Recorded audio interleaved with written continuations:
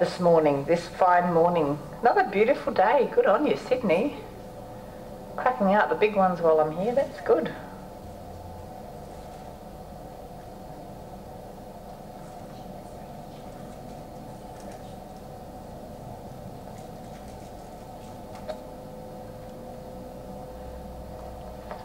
Notice how you're breathing.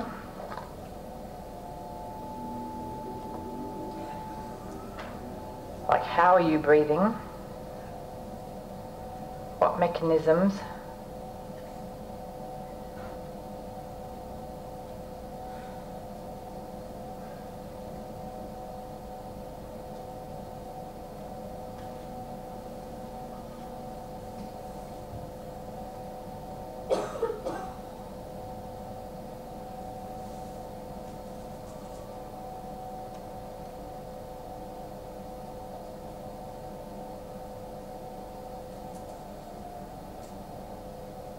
How you're lying on the floor.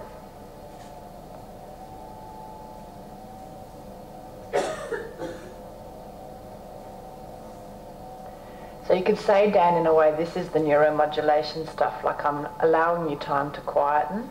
Not you personally, but the room.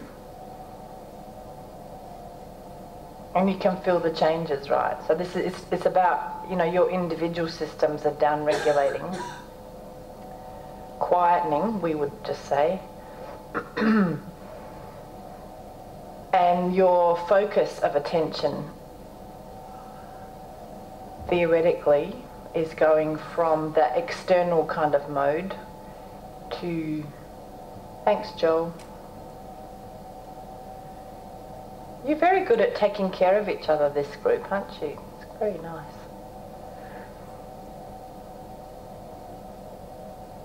And so you could say, yes, you know, your breathing's quieter. You notice your breathing is slower. If we took your pulse rate, like your heart rate, that would be slower. So you could say that we are, you know, we're lowering that neurological tone. You're still wakeful, maybe, but there is this sort of idea that we are manipulating the nervous system and maybe going a little bit more parasympathetic, so quieter.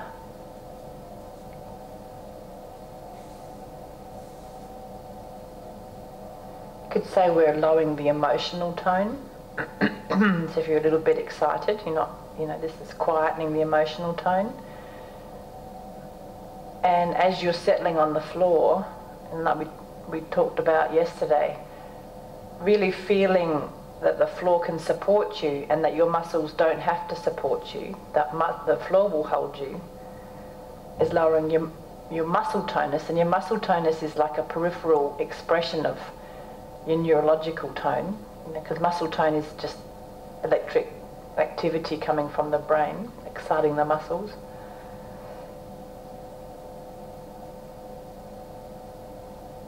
And you know, you will do this, you know, if you've worked with children, particularly, or animals, that I've lowered the tone of my voice and slowed it.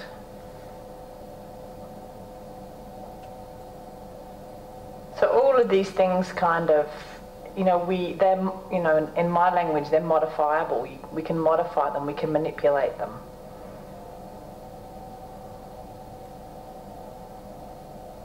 And we more or less understand how that happens, more or less.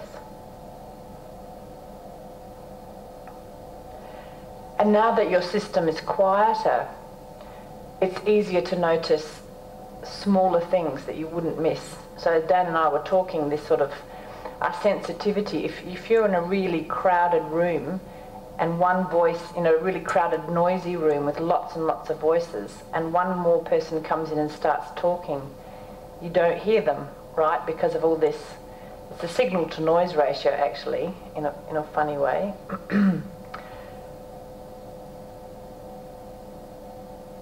But if you're sitting in a room and everybody else is quiet and somebody comes in and speaks in the same voice, you really notice it. You can hear every word. So this signal to noise ratio is probably the way we would describe it in current language. It will change. It will totally change language. We'll start calling it something else. And the reason this has come up for the rest of the group is we're talking about some of the jargon that Norman Doidge has got in his book, which is perfectly fine. He's as free as I am to make up neuro jargon and, you know, make it nice and sexy and sell lots of books, and it's terrific, and we are very grateful for him putting things in a language that people want to read about.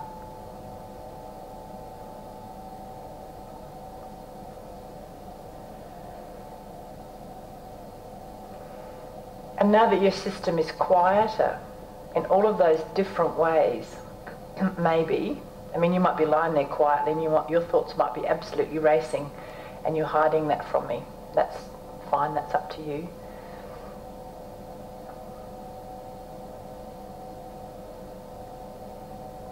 But it's in this quieter state that we train our awareness, because we can be more attentive and the signal to noise ratio is more favourable. So there's not a lot of background noise. We've quietened the noise in our system so that any signal that comes through we can detect. That voice that comes in the room we can detect.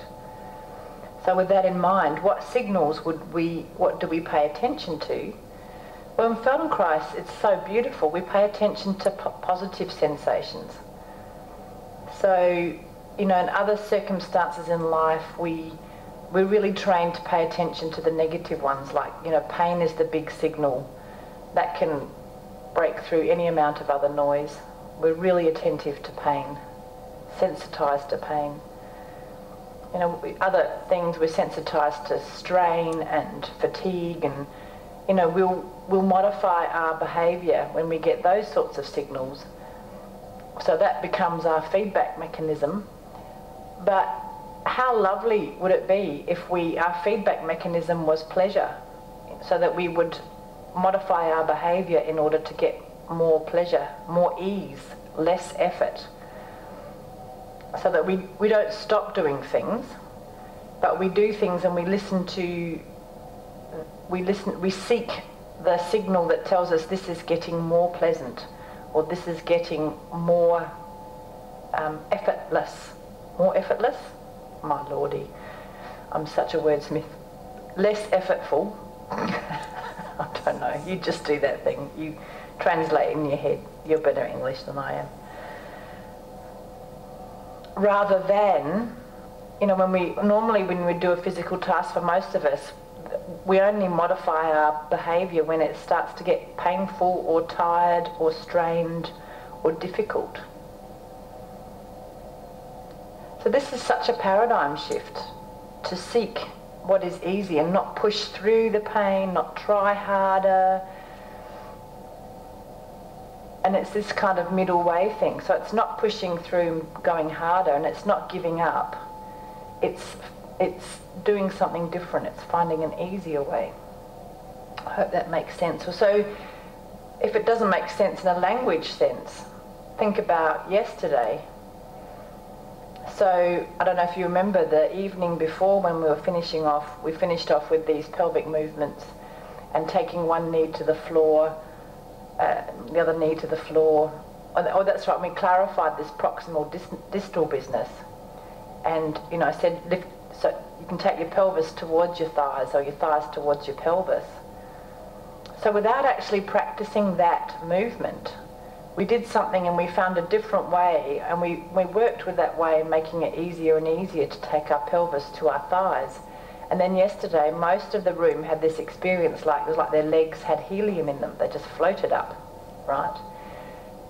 So this is not linear, is it? It's not. We didn't push through and train harder. We didn't give up. We kind of sidestepped the issue and came at it from a different way. It's really clever, really clever. So simple. So roll over, come up to sitting. That's a very, it's not a body scan, that's a wanker head scan. Just because Dan got my brain all excited talking about this stuff. Blame Dan, it's your fault, Dan. Asking me interesting questions, how dare you?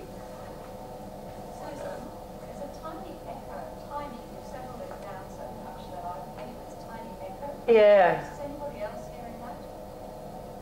Is what I'm saying just so good you want to hear it twice? Yes. No. That's a joke. What do you think, Ilan? Can we do anything? Can I wiggle my ears in a different way, or? Is it just me?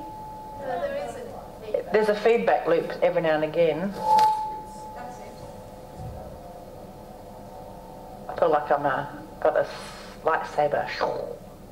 I haven't got any electronic business on me that I know of. And I haven't been drinking my coffee, I swear. I took this off my belt to stop it, but I don't think it's my... No, that's good. Is that better? But you can still hear me? Okay. Thank you. So that's a good example of signal-noise ratio. Well spotted, Catherine. So bring the soles of your feet together, and you can lean on your hands behind you, and take your pelvis to 12 and back to 6 by way of your starting point, which is somewhere in the middle of the clock. So maybe actually where you start from isn't the middle of the clock. Maybe it's a little bit more towards 6 or a little bit more towards 12. You looked at each other in lying and sitting, no, not lying and standing yesterday. It's not like we stand, you know, what is neutral, what is in between is quite variable. Yeah, look after the hips if you need to. Or everybody needs to look after their hips, but specifically, yeah. Good, and then notice, allow the movement to grow, and notice what else if you can get involved. So the belly coming forward more, be aware of the movement of the belly button through space, or the base of the sternum, or the flat of the sternum. So you were putting your hands on these parts yesterday. Maybe you didn't put your hand on the belly button. Maybe you did put it on the belly. Maybe you put it on the top of the sternum, or the collarbones. Where do your collarbones go? So who knew that your collarbones might be interested in rolling your pelvis forward? Where do your eyes go? And your chin, and the back of your head. How does the spine change shape? And then really pay attention to the way those, you know, those ischial tuberosities, which are not just tuberous, they're that really lovely kind of ski shape. How you roll over them when you're coming, your pelvis is coming forward, and you actually roll right over them into the front. And then as your pelvis drops back, you roll over the length of them to sit behind them, back on your sacrum in a way. And feel that your hip joints close as your pelvis comes forward. Maybe your knees go a little bit to the floor. And as you go back, your knees might be just pulled up a little bit, simply because they're lighter. And those muscles are lowering your pelvis back, and they're kind of taking the legs with them a little bit because they're lighter. Good. And then once or twice, vary it so that you take your right knee more to the outside, and feel that it's the same and different. There's something the same, but there is just an accentuation of the arch in the back at the left as you're going to the right, and then as you go to the left, there's an accentuation of the arch in the back on the right, the back of the right of you, or the right of the back of you.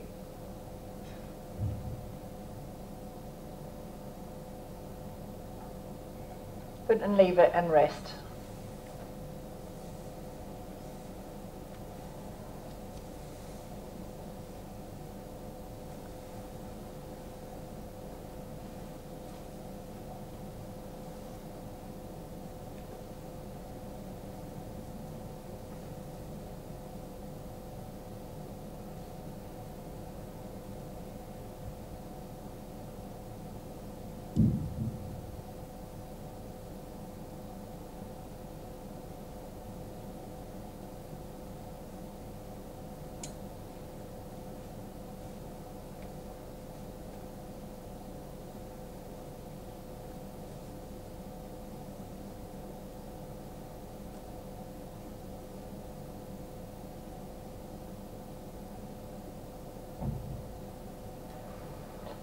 So this quality of attention, paying attention to yourself, someone was asking about, how do we take this into our daily life? Yes.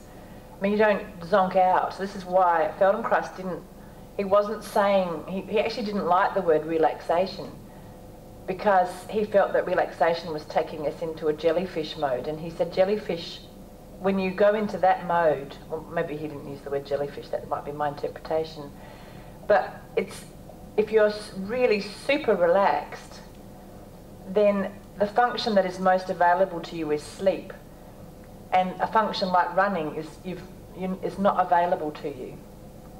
Whereas if you have this kind of state where you are neither sleepy nor wound up, so this kind of middle zone, if you can inhabit here, then for his money, that was the kind of state, because it is as easy for you to fall asleep as it is for you to run away.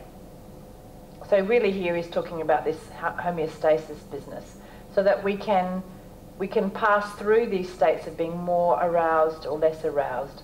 But if we can find that middle point where it's easier to do one thing or the other, it's easy to sleep, it's easy to fight, it's easy to sleep, it's easy to run away. This kind of in-between thing, if that makes sense. And having the options, but just inhabiting in that middle ground, if that makes sense. So of course, you can lower it down, regulate enough on the floor, and you do go to sleep. Actually, this group is very good at not going to sleep. I haven't caught anybody yet, have I? No, you have. You've got an excuse. You're allowed to.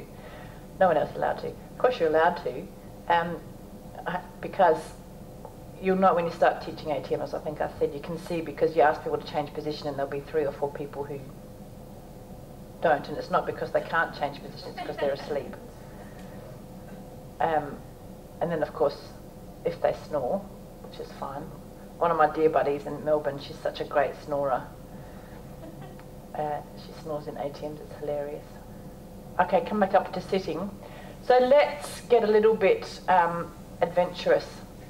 And I've been talking about this clock business, so let's start. So you can lean on your hands, and soles of your feet together,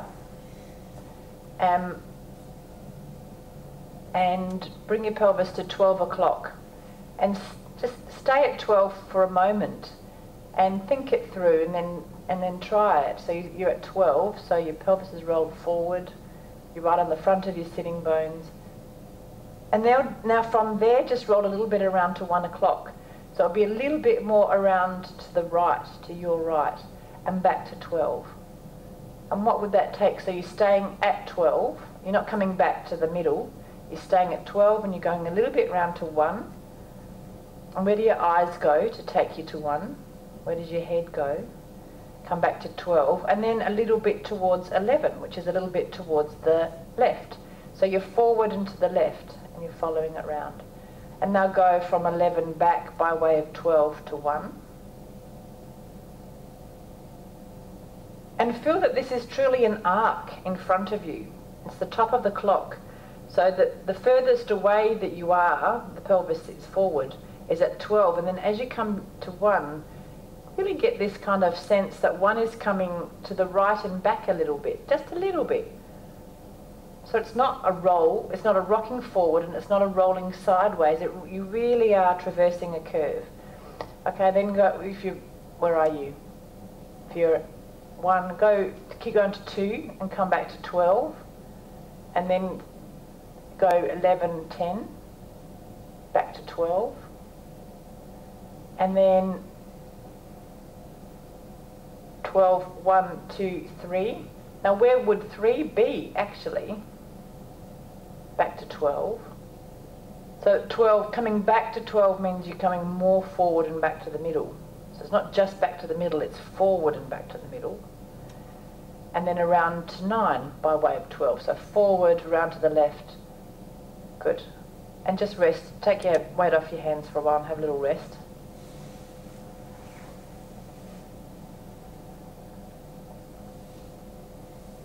Is that kind of a relief to get out of the groove of 12 to 6?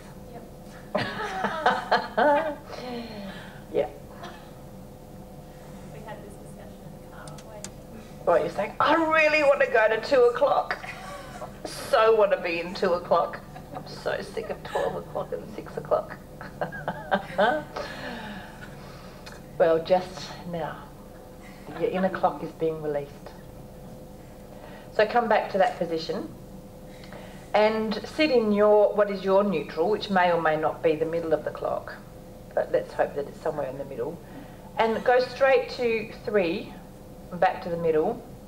So there's no going forwards and backwards. It's simply left and right. So if you lean on your hands and your pelvis moves underneath you. Yeah, that's it. So actually, now these landmarks are pretty clear, right? Because you're actually going from one ski to the other, one ischial tuberosity to the other. So as you're going onto your right ischial tuberosity, your left one actually lifts up a little bit.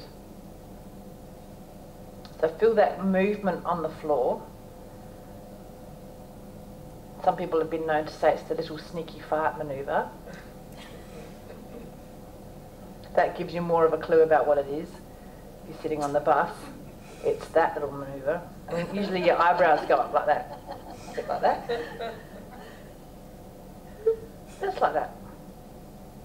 You can tell which side would you do that on? Which would be I think I'm on the right. Left. Not for yourself. So, we were talking the other day that these things have these are not random, they are random movements, but when we're working with clients, they will only learn from these significantly and that learning will be transferred. Zoran talked about transfer of learning if it's related to a function. So now you've got a function for 3 to 9.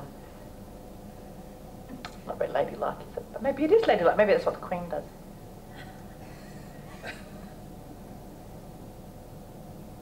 See the hat going a little bit sideways.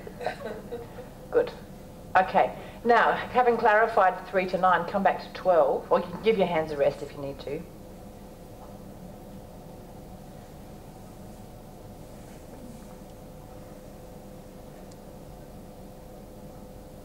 you think the Queen farts on purpose because people can't say anything?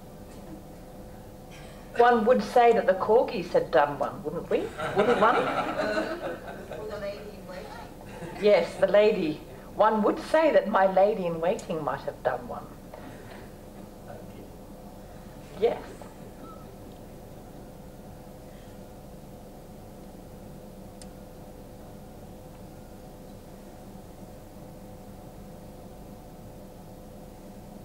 Come back to sitting and lean on your hands. And now, having clarified the 3 to 9 a little bit more,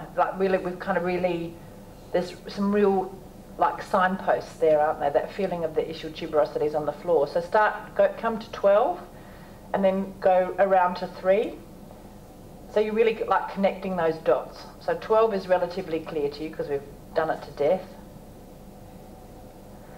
And then you come back to 12 and then around to 9. And really get a sense that it is a round. This is not a flat clock. This is a round clock. You're really rolling.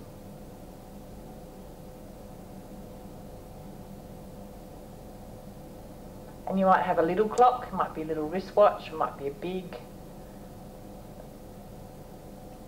I used to catch a lot of trains when I was a kid, big railway station clock. The clocks used to be really, you might not know that, are they still? All right, now how would you feel about going, when you're next round at 3, going round to 4?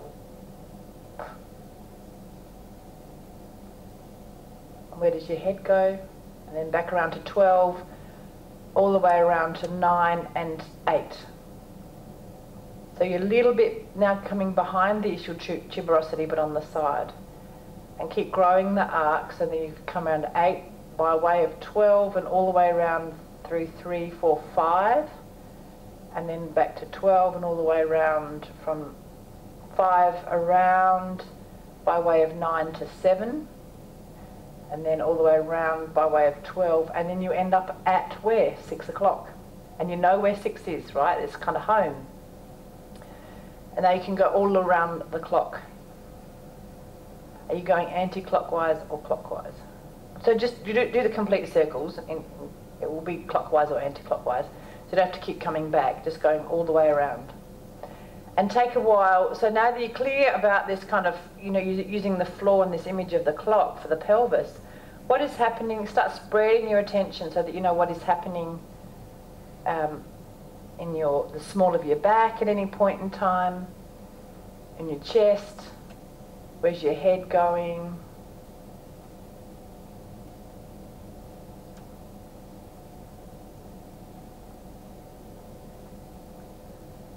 And then change it. So if you were clockwise, go anti-clockwise. And if you come from Adelaide, you're half an hour behind. If you come from Perth, I can't remember, 2 hours?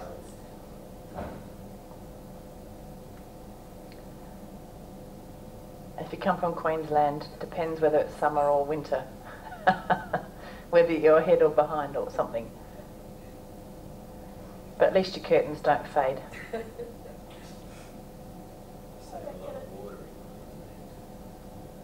Yep. And they don't upset their cows. I'm a country girl. I heard all this stuff, all this nonsense when I was a kid. And they brought in daylight saving. Leave it and rest on your back. Have a lovely rest.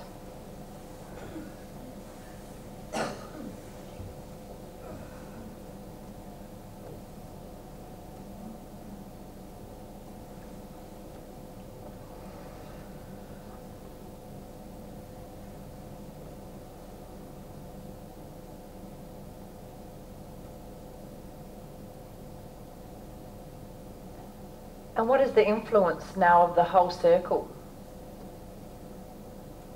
So for 3 days we've been really, you know, looking at this. Is it 3? No, Wednesday, Thursday. It's only Wednesday and Thursday that we've been doing 12 and 6. Feels like longer, doesn't it, Shona? But it is actually only Wednesday, Thursday. So I've held you, constrained you to that plane of action predominantly for 2 days. And it's the plane of flexion and extension. So we're flexing and extending our spine and our hips.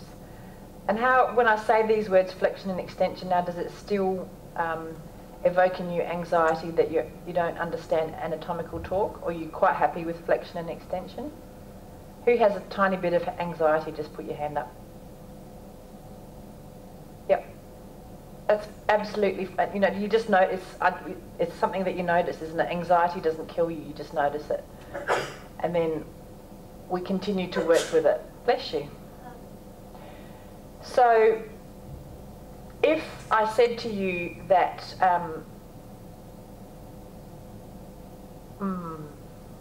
just wondering whether I should introduce this or not. Have you talked about planes of action? Yes? So you won't be, will you be anxious if I talk about that? So the plane of action of flexion extension is a plane that runs, it's the side walls of the room. So a plane is like the two-dimensional pathway, if you like.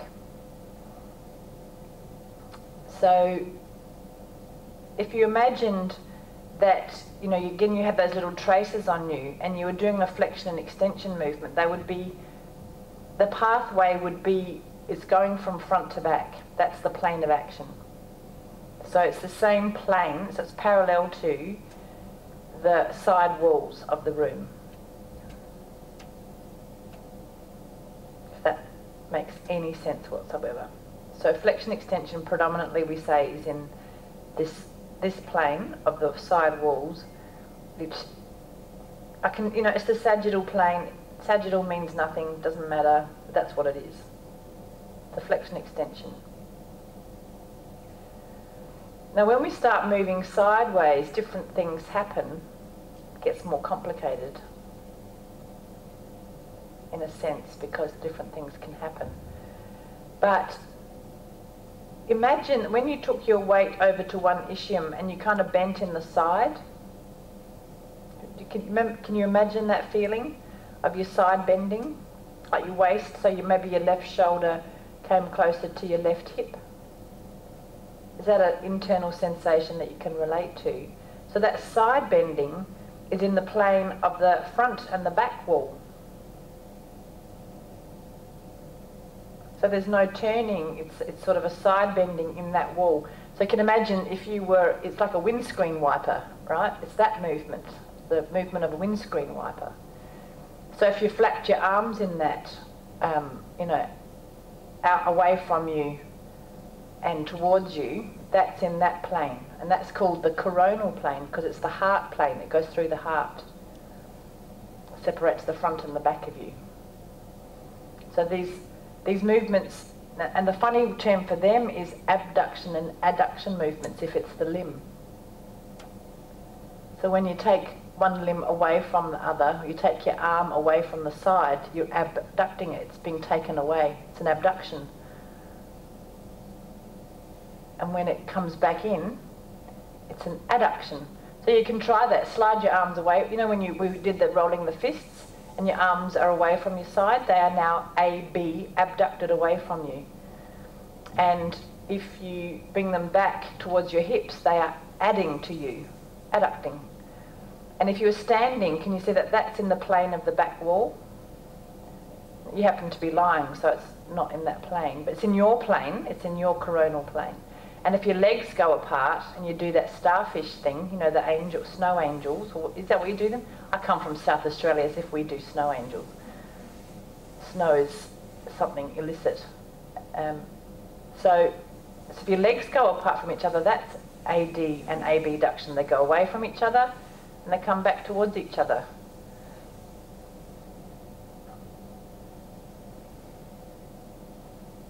Yep. Do you want to know the third plane, or is it too much? Keep going. The third plane is the turning plane.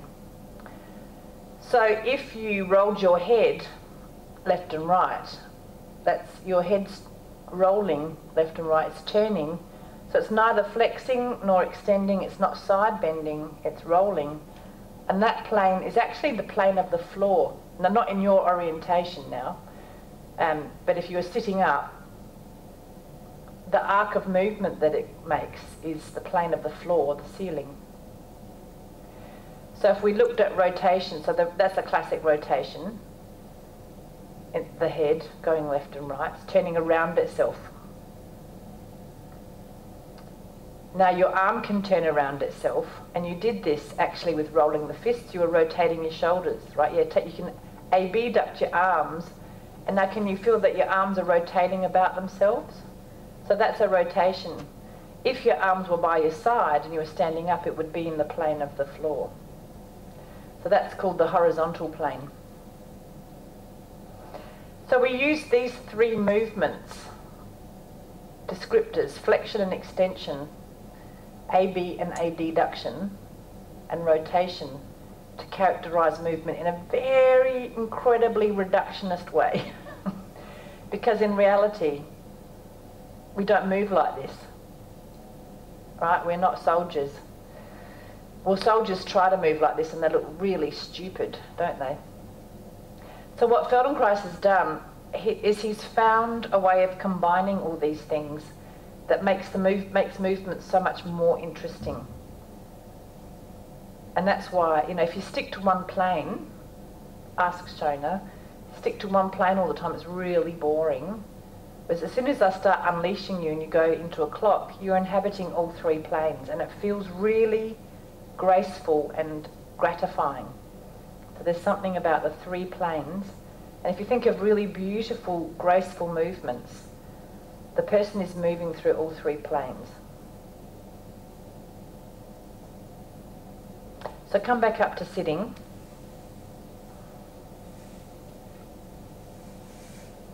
And put the soles of your feet together and gracefully inhabit all three planes by rolling your pelvis from 12 all the way around to 6 and then on, and keep going, so clockwise, and do 3.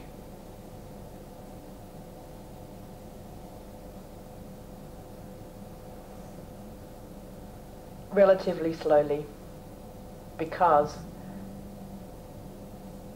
after you've done 3 relatively slowly, you're going to do 3 fast, super fast. Whee! Like that. It's like you've got a bowl under your bum. What happens to your head? Are you holding your breath? Good. And then slow it down and do 3 counterclockwise, the opposite way. If I've gone too fast for you, you just stay in your own jolly time is fine.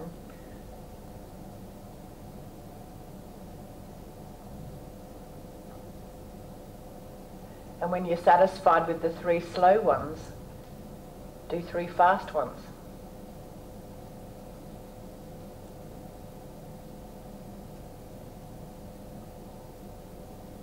And notice what your head's doing and your sternum.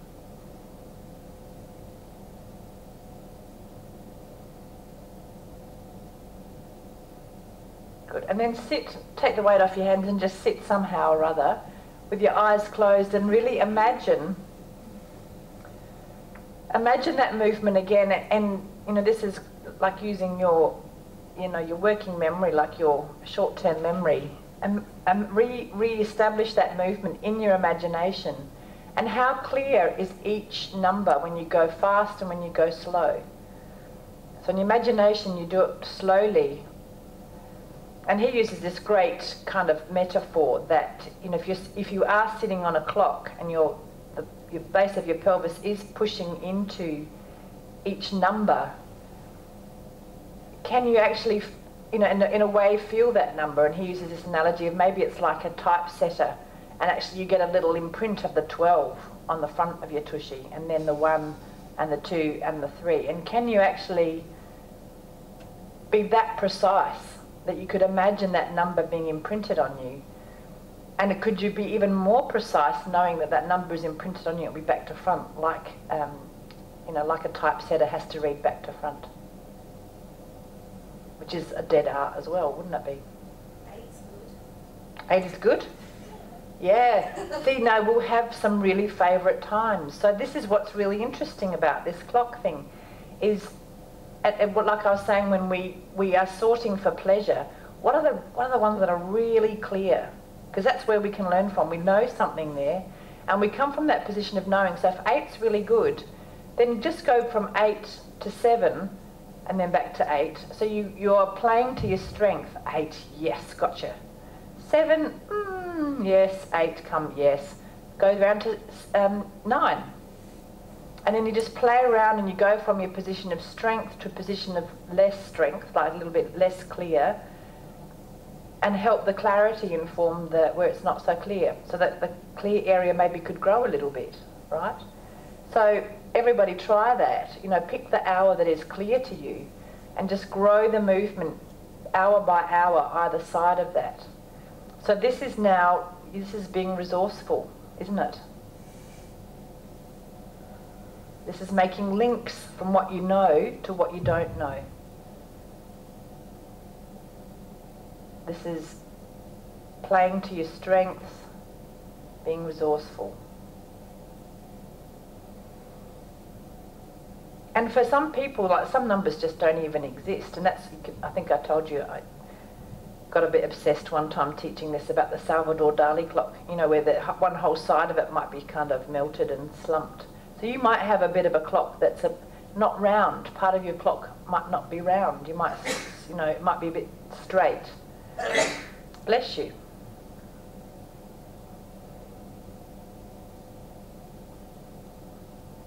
And you might have to go quite small to feel those little numbers, as it were.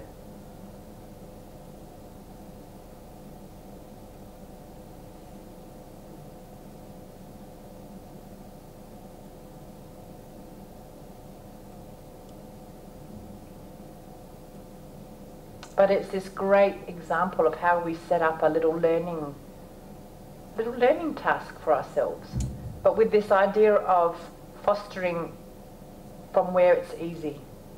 So we don't go to the part that feels stiff and ram around that part of it. Do you see the difference? You know, because that would be a gym thing. We've all done that. We've found the sore spot and we've gone, right, no pain, no gain, off we go. I'm gonna make you 9 o'clock stick into my bum, or whatever it is. And that's fine, you know, there's not, you know, that's another paradigm, that's another approach. It's just ours is a different approach.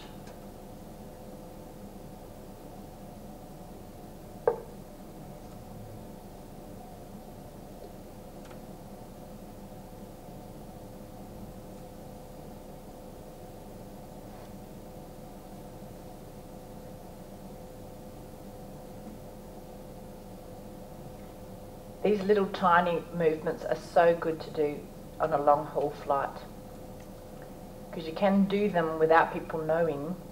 And you know how your bum goes numb sitting for so long? This is just this really subtle way of shifting weight over your backside when you're sitting a long time.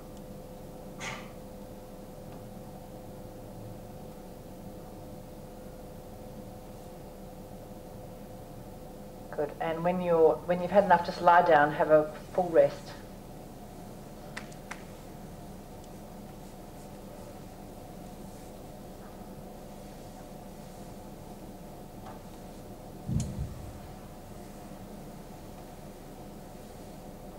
And notice what influence the clock has made in the way that you're lying.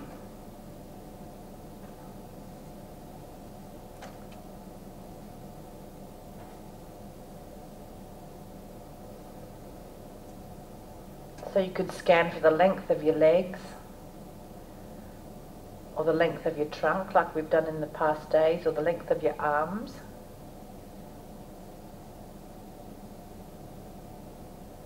If you mentally rehearse that movement, there is nothing that's really staying absolutely still.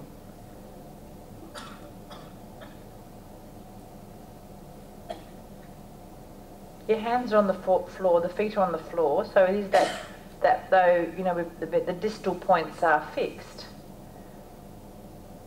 But there is still a subtle shift of weight over the sides of the feet and the hands. But it's this galvanizing of this center of you, this proximal part of you, in all three planes. Okay, and now in all three planes, roll over and come up to sitting and then standing, slowly, slowly.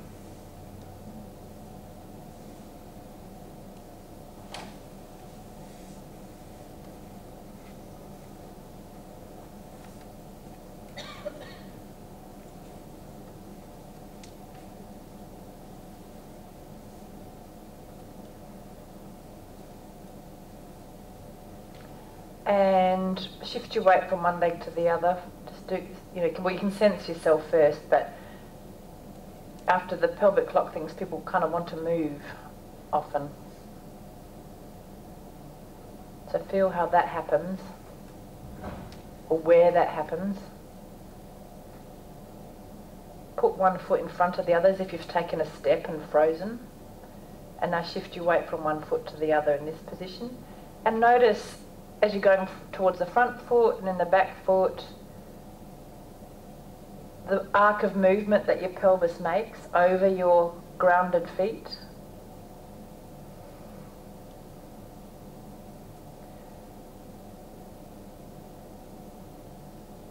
And then take another step so that the opposite foot is in front and see if it's similar or not. So it will have to be a bit similar. The butt might be some differences, and just shift your weight from the back foot to the front foot and keep going backwards and forwards like that a few times. So it's really clear that it's the power of the pelvis that pushes you forward. I mean, obviously your ankles are helping a little bit, but it's this movement of the pelvis that brings you over the front foot or takes you back onto the back foot.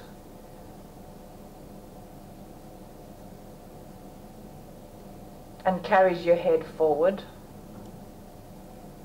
And then release the inner walker in you and have a little walk. But still paying attention to the movement of the pelvis through space, and maybe the possibility of your pelvis moving in all three dimensions. So it's turning, it's shifting to the side, it's tilting, it's the 12 and 6 kind of movement. There's a bit of 3 and 9 movement. And actually there's a bit of rotation as well, but that's not really on the clock. Just don't get too fussed about the detail. Just know that your pelvis is incredibly gorgeous.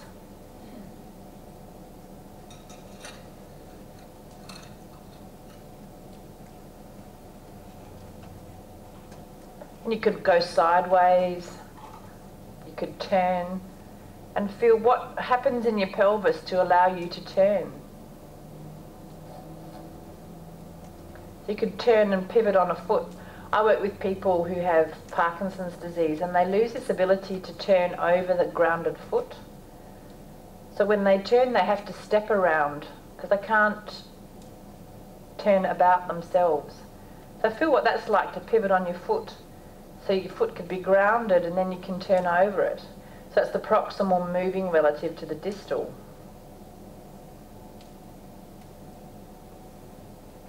And do you agree with me that when the proximal was moving relative to the distal, they're often really interesting, graceful movements? Next time you watch some gymnastics or some dances, it's really interesting to think, what is it that makes something aesthetically pleasing? Good. Okay, I think it's too early for a tea break. Not too early for a tea break? It'd be an early tea break. We've only been working for an hour. Want to do half an hour worth of something else to really earn your tea break? Yeah. Half an hour? Okay. Sorry, Carol, you got overruled. Is distal spelled D-I-S? D-I-S-T-A-L, distal. Yep. I can put these words up on the board. So we're going to do a little thing about this idea of proximal distal and how the same movement in the joint can look different in different orientations. So I'm going to give you all some little tasks.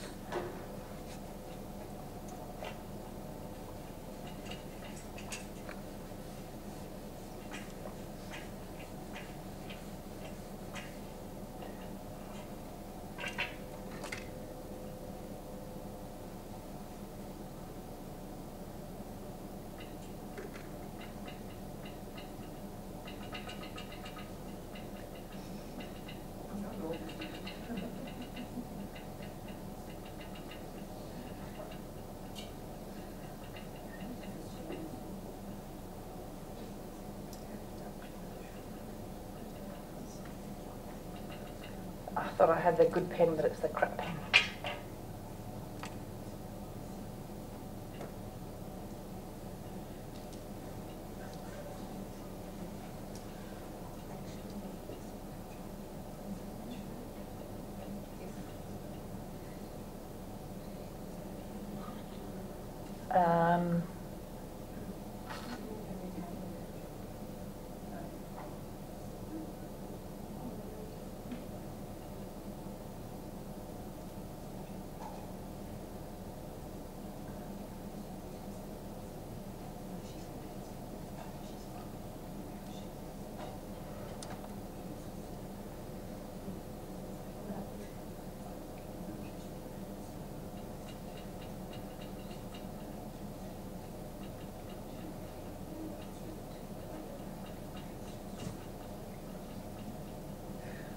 Okay, so how many people have we got? 1, 2, 3, 4, 5, 6, 7, 8, 9, 10, 11, 12, 13, 14, 15, 16. So that in groups of 4. Should be 4 groups of 4.